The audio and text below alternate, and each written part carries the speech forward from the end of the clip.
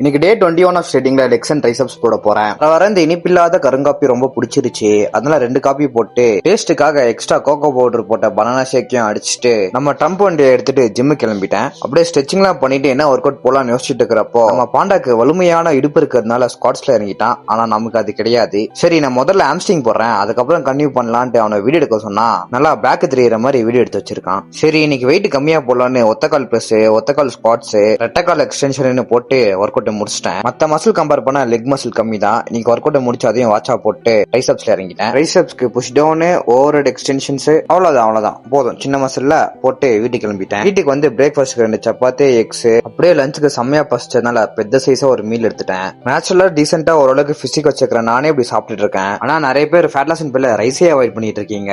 முடிஞ்ச அளவுக்கு என்ன மாதிரி நீங்களும் உங்க டயட்டை பிராக்டிகலா வச்சுக்கிட்டாதான் கன்சிஸ்டன்டா வச்சுக்க முடியும். இன்னைக்கு கதையில அடுத்து நைட்டு பாண்டா நண்பர் ஸ்டெப்ஸ் கம்ப்ளீட் பண்ண பார்க்ல வாக் போறேன், நீயும் வரையான்னு கூப்பிட்டான். நானும் நமக்கு தூரமானாலும் வண்டி எடுத்து கிளம்பினேன். போய் பார்த்தா செம்ம பீஸ்ஃபுல்லா இருந்துச்சு கைஸ். ரிட்டர்ன் வரப்போ இனிப்பு காண சாப்பிட்டு வீட்டுக்கு வந்து டின்னர் சாப்பிட்டு இன்னைக்கு டே முடிச்சிட்டேன் கைஸ்.